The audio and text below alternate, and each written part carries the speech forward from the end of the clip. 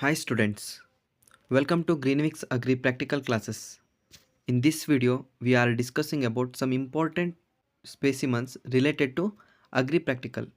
ಈ ವಿಡಿಯೋದಲ್ಲಿ ನಾವು ನಿಮಗೆ ಇಂಪಾರ್ಟೆಂಟ್ ಆಗಿರುವಂಥ ಕೆಲವೊಂದಿಷ್ಟು ಸ್ಪೆಸಿಮನ್ಗಳನ್ನು ಎಕ್ಸ್ಪ್ಲೈನ್ ಮಾಡ್ತಾ ಹೋಗ್ತೀವಿ. ವಿಡಿಯೋವನ್ನು ಕೊನೆ ತನಕ ನೋಡಿ. ಅದಕ್ಕಿಂತ ಮುಂಚಿತವಾಗಿ ಪ್ರತಿದಿನ ಗ್ರೀನ್ವಿಕ್ಸ್ ಅಕಾಡೆಮಿ ಕಡೆಯಿಂದ ಫ್ರೀಯಾಗಿ ಅಗ್ರಿಕಲ್ಚರ್ ಮಾಕ್ ಟೆಸ್ಟನ್ನು ಪ್ರತಿದಿನ 8 ಗಂಟೆಗೆ ಕಂಡಕ್ಟ್ ಮಾಡ್ತಾ ಇದ್ದಾರೆ. ಎಲ್ಲರೂ ಇದನ್ನು ಜಾಯ್ನ್ ಆಗಿ ಗ್ರೂಪನ್ನು ಮತ್ತು ಡೈಲಿ ಮಾಕ್ ಟೆಸ್ಟಿಗೆ ಅಟೆಂಡ್ ಆಗಿ ನಿಮ್ಮ ಪ್ರಿಪ್ರೇಷನನ್ನು ಸ್ಟಾರ್ಟ್ ಮಾಡ್ಕೊಳ್ಳಿ. ಎಲ್ಲಿ ಜಾಯ್ನ್ ಆಗಬೇಕಂತ ಅಂದರೆ ನಿಮಗೆ ಕೆಳಗಡೆ ಇಲ್ಲಿ ಡಿಸ್ಕ್ರಿಪ್ಷನಲ್ಲಿ ನಿಮ್ಗೆ ಲಿಂಕನ್ನು ಕೊಟ್ಟಿರ್ತೀವಿ. ಮತ್ತು ನಿಮ್ಗೆ ಏನಾದರೂ ಮಾಹಿತಿ ಬೇಕು ಅಂತಂದರೆ ಇಲ್ಲಿರೋಂಥ ನಂಬರ್ಗೆ ನೀವು ಕಾಲ್ ಮಾಡಿದ್ರೆ ನಿಮ್ಗೆ ಪೂರ್ತಿಯಾಗಿ ಎಲ್ಲ ರೀತಿಯಂಥ ನಿಮ್ಮ ಡೌಟ್ಗಳೇನಿರುತ್ತೆ ಸಾಲ್ವ್ ಮಾಡ್ತಾರೆ. ಫ್ರೀ ಮಾಕ್ ಟೆಸ್ಟು ಇವಾಗಲೇ ಸ್ಟಾರ್ಟ್ ಆಗಿದೆ. ಈಗಾಗಲೇ ತುಂಬ ಜನ ಜಾಯ್ನ್ ಆಗಿದ್ದಾರೆ ಮತ್ತು ಅವರು ಡೈಲಿ ಫ್ರೀ ಮಾಕ್ ಟೆಸ್ಟನ್ನು ಅಟೆಂಡ್ ಆಗ್ತಾ ಇದ್ದಾರೆ. ನೀವು ಆದಷ್ಟು ಬೇಗ ಜಾಯ್ನ್ ಆಗಿ. ಲಿಂಕನ್ನು ಡಿಸ್ಕ್ರಿಪ್ಷನಲ್ಲಿ ಕೊಟ್ಟಿದ್ದೀವಿ. ಈಗ ವಿಡಿಯೋನ ಸ್ಟಾರ್ಟ್ ಮಾಡ್ತಾ ಹೋಗೋಣ. ಕೊನೆ ತನಕ ನೋಡಿ. ಮತ್ತು ಯಾರಾದರೂ ಅಗ್ರಿಕಲ್ಚರ್ ಪ್ರಾಕ್ಟಿಕಲ್ ಎಕ್ಸಾಮನ್ನು ಬರೆಯೋರಿದ್ದರೆ ಅವ್ರಿಗೂ ಸಹ ಈ ವಿಡಿಯೋನ ಶೇರ್ ಮಾಡಿ. ಫಸ್ಟ್ ಸ್ಪೆಸಿಮನ್ನು ಪಾಮ್ ಟ್ರೀ ಅಂದರೆ ತಾಳೆ ಮರ. ಈ ಪಾಮನ್ನು ಯಾಕೆ ಯೂಸ್ ಮಾಡ್ತಾರೆ ಅಂತಂದರೆ ಇಲ್ಲಿರ್ಬೋದು, ಇದೆಲ್ಲ ಪಾಮ್. ಇದು ಈ ಪಾಮನ್ನು ಯಾಕೆ ಯೂಸ್ ಮಾಡ್ತಾರೆ ಅಂದರೆ ನೀವು ಇಲ್ಲಿ ನೋಡ್ತಾ ಇರ್ಬೋದು, ಪಾಮ್ ಆಯಿಲ್ ಬರುತ್ತಲ್ವ, ಆ ಪಾಮ್ ಆಯಿಲನ್ನು ಇದೇ ಪಾಮಿಂದ ಎಕ್ಸ್ಟ್ರಾಕ್ಟ್ ಮಾಡ್ತಾರೆ. ಇದನ್ನು ಹೇಗೆ ಈಸಿಯಾಗಿ ನೀವು ಐಡೆಂಟಿಫೈ ಮಾಡಬೇಕಂತ ನೋಡ್ತಾ ಹೋಗೋದಾದರೆ, ಸೇಮ್ ನಿಮಗೆ ತೆಂಗಿನ ಮರ ಏನಂದರೆ ಕೊಕೊನಟ್ ಟ್ರೀ ಅಂತ ನೋಡಿರ್ತೀರ, ಆ ರೀತಿಯೇ ಕಾಣುತ್ತೆ. ಇದರಲ್ಲಿ ಏನು ಡಿಫ್ರೆನ್ಸ್ ಅಂತ ಅಂದರೆ ನಿಮಗೆ ಇದನ್ನು ಫೋಟೋನೇ ಇಟ್ಟಿರ್ತಾರೆ. ಯಾವತ್ತೂ ಆ ಮರ ಟಾಲ್ ಆಗಿರುತ್ತೆ, ಬ್ರ್ಯಾಂಚಸ್ಗಳಿರುತ್ತೆ, ತುಂಬ ಬ್ರ್ಯಾಂಚಸ್ಗಳಿರುತ್ತೆ. ನೀವು ಇಲ್ಲಿ ನೋಡ್ತಾ ಹೋಗ್ಬೋದು, ಈ ಥರ ಬ್ರ್ಯಾಂಚಸ್ಗಳಿರುತ್ತೆ. ಅದರಲ್ಲಿ ಬಿಟ್ಟಿರುವಂಥ ಏನು ಪಾಮ್ ಇರುತ್ತೆ, ಈ ಪಾಮ್ ಇದೆಲ್ಲ ಸಣ್ಣದಾಗಿ ನೀವು ಖರ್ಜೂರವನ್ನು ನೋಡಿರ್ಬೋದು, ಆ ರೀತಿಯಾಗಿ ಡೇಟ್ಸ್ ಬಿಟ್ಟಿದ್ದಂಗೆ ಬಿಟ್ಟಿರುತ್ತೆ. ಆ ರೀತಿಯಾಗಿ ನೀವು ಅದನ್ನು ಈಸಿಯಾಗಿ ತಾಳೆ ಮರವನ್ನು ಐಡೆಂಟಿಫೈ ಮಾಡ್ಬೋದು. ಇದನ್ನು ಯಾವತ್ತೂ ಫೋಟೋನೇ ಇಟ್ಟಿರ್ತಾರೆ. ಇದೇ ರೀತಿ ನಿಮಗೆ ಇನ್ನೂ ಏನಾದರೂ ಇದ್ರ ಬಗ್ಗೆ ಡೌಟ್ ಇತ್ತು ಅಂತಂದರೆ ನೀವು ಕಮೆಂಟ್ ಬಾಕ್ಸಲ್ಲಿ ಹಾಕಿ, ಅದನ್ನು ನಿಮ್ಗೆ ಎಕ್ಸ್ಪ್ಲೇನ್ ಮಾಡ್ತೀವಿ. ಈಗ ನೆಕ್ಸ್ಟು ನೋಡ್ತಾ ಹೋಗೋಣ. ಚಿಕ್ಪಿ ಹಸ್ಕ್ ಅಂದರೆ ಕಡಲೆ ಹೊಟ್ಟು. ಇದನ್ನು ತುಂಬ ಕಡೆ ಕೇಳಿದ್ದಾರೆ.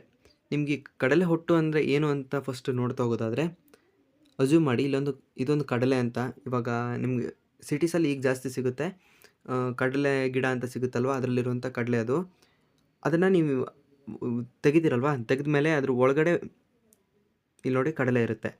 ಅದ್ರ ಮೇಲ್ಗಡೆ ಏನಿರುತ್ತಲ್ವ ಈ ಹೊಟ್ಟು, ಈ ಹೊರಗಡೆ ಭಾಗ, ಆ ಔಟ್ಸೈಡ್ ಇರುವಂಥ ಪೋರ್ಷನ್ನೇ ಹೊಟ್ಟು.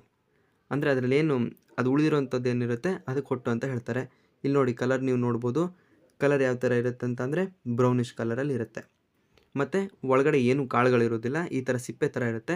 ಆ ಥರ ಇತ್ತು ಅಂದರೆ ಅದು ಚಿಕ್ಪಿ ಹಸ್ಕ್ ಅಂತ ನೀವು ಈಸಿಯಾಗಿ ಐಡೆಂಟಿಫೈ ಮಾಡ್ಬೋದು. ಮತ್ತು ಇವಾಗ ನೆಕ್ಸ್ಟು ಸ್ಪೀಸಿಮನ್ನು ನೋಡ್ತಾ ಹೋಗೋಣ. ನೆಕ್ಸ್ಟ್ ಇಲ್ಲಿ ಬಂದಿರೋದು ಬಕ್ ಅಂದರೆ ಹೋತ. ಬಕ್ಕನ್ನು ಹೇಗೆ ಕಂಡುಹಿಡಬೇಕಂತ ಇವಾಗ ನೋಡಿ. ಬಕ್ಕಿಗಿರುವಂತಹ ಮೇನ್ ಕ್ಯಾರೆಕ್ಟರಿಸ್ಟಿಕ್ ಏನು ಅಂತ ಅಂದರೆ, ಬಕ್ ಅಂತ ಅಂದರೆ ಇದು ಮೇಲಾಗಿರುತ್ತೆ, ಮೇಲ್ಗೆ ಬಕ್ ಅಂತ ಹೇಳ್ತಾರೆ. ಅದ್ರದ್ದು ಐಡೆಂಟಿಫಿಕೇಷನ್ ಏನಂದರೆ ಸ್ಟ್ರಾಂಗ್ ಆಗಿರುತ್ತೆ. ಇಲ್ಲಿ ನೋಡ್ಬೋದು ಮಸಲ್ಸ್ ಯಾವ ಥರ ಇರುತ್ತೆ ಅಂತ, ಈ ಥರ ಸ್ಟ್ರಾಂಗ್ ಆಗಿರುತ್ತೆ. ಮತ್ತು ಇಲ್ಲಿ ನೋಡ್ಬೋದು ಕೊಂಬುಗಳಿರುತ್ತೆ. ಮತ್ತು ಈ ಪೋರ್ಷನಲ್ಲಿ ಅದಕ್ಕೆ ಗಡ್ಡದ ರೀತಿ ಹೇರ್ಸ್ಗಳು ಬಂದಿರುತ್ತೆ.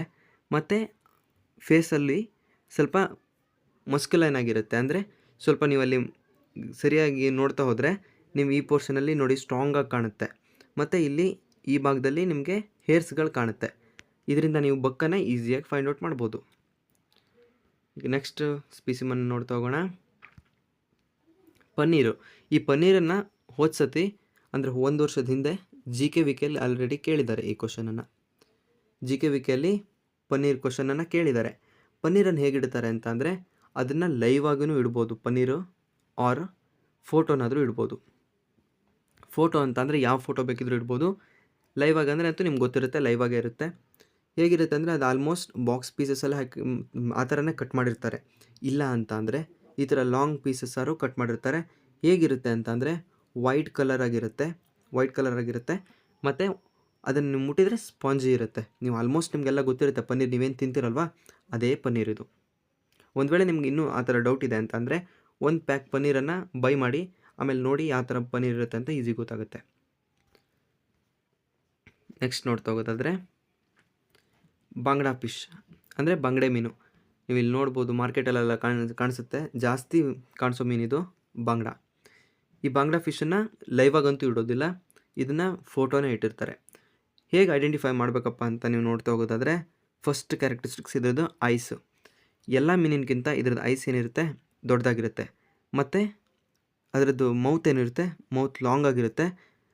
ಇಲ್ಲಿ ನೀವು ನೋಡ್ಬೋದು ಕರೆಕ್ಟಾಗಿ ಮಧ್ಯಭಾಗದಿಂದ ಕೆಳಗಡೆ ಎಲ್ಲ ಸಿಲ್ವರ್ ಕಲರ್ ಇದೆ. ಮೇಲ್ಗಡೆ ನೋಡ್ಬೋದು ಈ ಥರ ಲೈಟಾಗಿ ಬ್ಲೂಷ್ ಕಲರ್ ಇರುತ್ತೆ. ಈ ಥರ ಇತ್ತು ಅಂದರೆ ನೀವು ಬಾಂಗ್ಡಾ ಫಿಶನ್ನು ಈಸಿಯಾಗಿ ಐಡೆಂಟಿಫೈ ಮಾಡ್ಬೋದು. ಇವಾಗಲೇ ಪ್ರಾಕ್ಟಿಕಲ್ ಎಕ್ಸಾಮ್ ಈಗ ಬರುತ್ತೆ ಯಾವಾಗಂತ ಅಂದರೆ ನಿಮ್ಮದು KCT ಆದಮೇಲೆ. ಆದರೆ ಎಲ್ಲ ಡಾಕ್ಯುಮೆಂಟ್ಸ್ಗಳನ್ನು ಈಗಲೇ ರೆಡಿ ಮಾಡಿ ಇಟ್ಕೊಳ್ಳಿ. ಯಾಕೆ ಅಂತ ಅಂದರೆ ನಿಮಗೆ ಲಾಸ್ಟ್ ಮೂಮೆಂಟಲ್ಲಿ ಡಾಕ್ಯುಮೆಂಟ್ಸಿಂದ ಪ್ರಾಬ್ಲಮ್ ಜಾಸ್ತಿ ಆಗುತ್ತೆ. ಸೊ ಡಾಕ್ಯುಮೆಂಟ್ಸನ್ನು ಈಗಲೇ ರೆಡಿ ಮಾಡಿ ಇಟ್ಕೊಳ್ಳಿ. ಏನೇನು ಡಾಕ್ಯುಮೆಂಟ್ ಬೇಕು ಅಂತ ಏನಾದರೂ ಗೊತ್ತಿಲ್ಲ ಅಂತಂದರೆ ಈಗಲೇ ನಮಗೆ ಇಲ್ಲಿಗೆ ಕೆಳಗಡೆ ಡಿಸ್ಕ್ರಿಪ್ಷನಲ್ಲಿ ಕೊಟ್ಟಿರುವಂಥ ನಂಬರ್ಗೆ ಕಾಲ್ ಮಾಡಿ ನಿಮ್ಗೆ ತಿಳಿಸ್ತಾರೆ. ಮತ್ತು ಇನ್ನೊಂದು ವಿಷಯ ಏನಂತ ಅಂದರೆ, ಸರಿಯಾಗಿ ಫಸ್ಟು ಬೋರ್ಡ್ ಎಕ್ಸಾಮ್ ಮತ್ತು KCT ಎಕ್ಸಾಮನ್ನು ಪ್ರಿಪೇರ್ ಆಗಿ. ತುಂಬ ಜನ ಹೇಳ್ತಾರೆ, ತುಂಬ ಜನ ನಿಮ್ಗೆ ಏನೇ ಅಂತ ಹೇಳ್ತಾರೆ ಅಂತಂದರೆ, ನೀವು ಅಗ್ರಿಕಲ್ಚರ್ ಎಕ್ಸಾಮ್ ಬರೀತಿದ್ದೀರಾ ಅಂತಂದರೆ ನಿಮ್ಮ ಬೋರ್ಡು ಬೇಡ ಮತ್ತು KCT ಎಕ್ಸಾಮು ನೀವು ಏನು ತಲೆ ಕೆಡಿಸ್ಕೋಬೇಡಿ ಅಂತ. ಅದಕ್ಕೆ ಯಾವತ್ತೂ ಮಾಡೋಕ್ಕೆ ಹೋಗಬೇಡಿ. ಬೋರ್ಡನ್ನು ಚೆನ್ನಾಗಿ ಮಾಡಿ, KCTನೂ ಚೆನ್ನಾಗಿ ಮಾಡಿ ಮತ್ತು ಪ್ರಾಕ್ಟಿಕಲನ್ನು ಚೆನ್ನಾಗಿ ಮಾಡಿ. ಆವಾಗ ಮಾತ್ರ ನಿಮಗೆ ಸರಿಯಾಗಿ ಒಳ್ಳೆಯ ರ್ಯಾಂಕ್ ಬರುತ್ತೆ. ಮತ್ತು ಇನ್ನೊಂದೇನಂತಂದರೆ, ಫ್ರೀಯಾಗಿರೋ ಮಾಕ್ ಟೆಸ್ಟನ್ನು ಪ್ರತಿದಿನ ಅಟೆಂಡ್ ಆಗಿ. ಮತ್ತು ಏನಾದರೂ ಡೌಟ್ಸ್ ಇದ್ದರೂ ನಮ್ಮನ್ನ ಕೇಳಿ, ನಿಮ್ಗೆ ಹೆಲ್ಪ್ ಮಾಡ್ತೀವಿ.